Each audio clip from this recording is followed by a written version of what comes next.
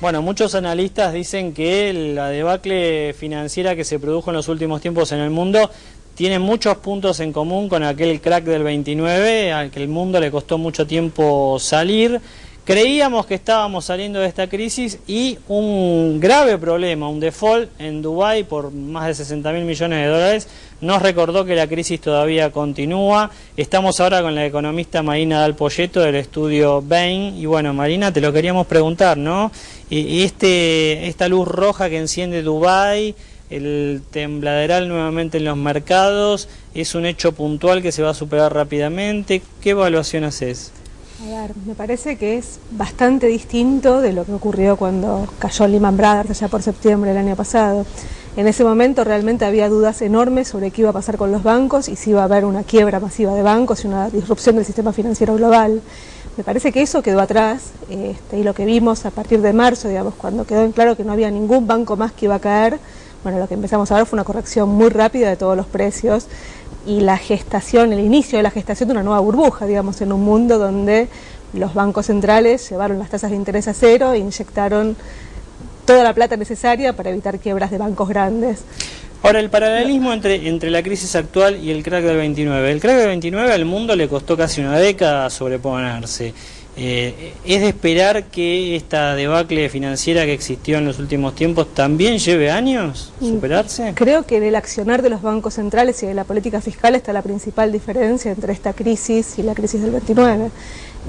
Básicamente en no dejar que haya una disrupción del sistema financiero. Es decir, inundar el mundo de billetes como hizo por ejemplo Estados Unidos es una medida que diferencia mucho esta crisis de la del 29. En ese entonces se mantuvo la convertibilidad del dólar durante mucho tiempo y así, a su vez se subió la tasa de interés para evitar, digamos, que el dólar se devalúe, con lo cual, digamos, se usaron exactamente los mecanismos inversos a los que se están usando ahora.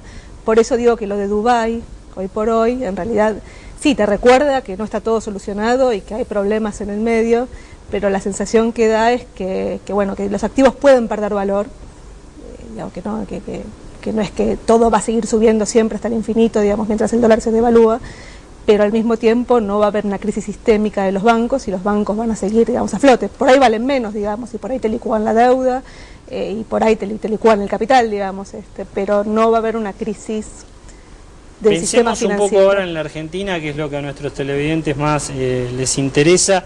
¿Vos coincidís en que se llegó a un piso y ahora todo lo que queda por delante es subir?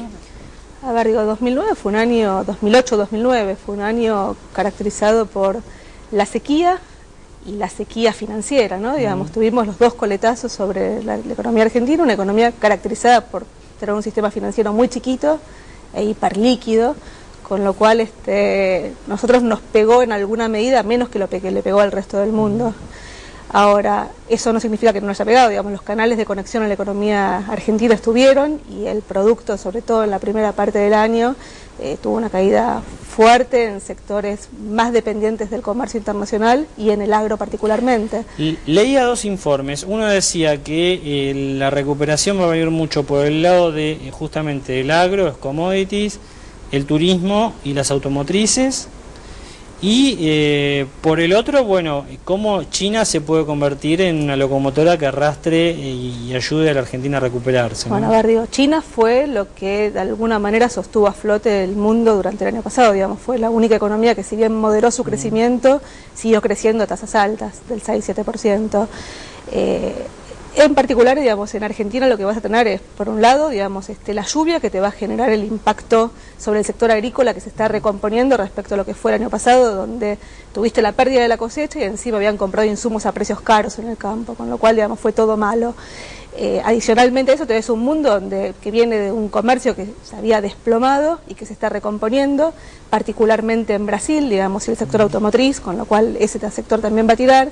Y al mismo tiempo, digamos, creo que la tercera novedad es, bueno, en un mundo donde, digamos, sacando el efecto de Dubái de estos últimos 2 días, que todavía no sabemos bien dónde termina, digamos, pero lo que estás viendo en un mundo de tasa de interés cero es que empieza a haber financiamiento a los países emergentes, incluso la Argentina. Entonces, lo que estamos viendo es un sector público que puede anunciar política fiscal expansiva y al mismo tiempo ver en la economía una caída en la tasa de interés. ¿Imaginás una inflación controlada en el 2010? Hay algunos pronósticos que hablan de una inflación del 17,5%.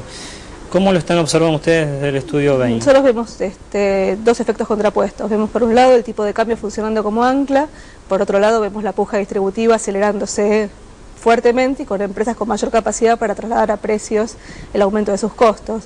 Con lo cual lo que vemos es una inflación más alta que la de este año, que estamos estimando va a cerrar en torno al 14% y que puede ubicarse entre el 15 y el 16% el próximo año. Si le tenés que dar un mensaje al televidente, a la gente, ¿va a haber más oportunidades de empleo o la desocupación va a seguir en aumento? A ver, me parece que en la salida de la crisis el empleo no va a ser lo que va a crecer más rápido. Digamos, nosotros estamos proyectando un crecimiento de la economía del 4,8% y no creo que el empleo crezca al mismo ritmo. Por un lado, porque el agro te agrega 1,6 puntos a ese crecimiento y el agro, digamos, es todo productividad, no es empleo. Pero al mismo tiempo, digamos, lo que vas a ver es a las empresas desandando el camino, digamos, que hicieron el año pasado. Y entonces lo que uno va a ver es un aumento de las horas extras. Las empresas han retenido personal, pero es difícil que en el 2010 tomen nueva... Exactamente, digo, no hubo una destrucción significativa de empleo y tampoco va a haber una recuperación muy fuerte del empleo. Marina, gracias. No, gracias a vos. Bueno, ahí estaba, Marina Dalpolletto del estudio Bain. Están hablando de un crecimiento del 4,8% para el año próximo, pero todavía no se va a traducir en una fuerte generación de puestos de trabajo. Una pausa y ya cerramos.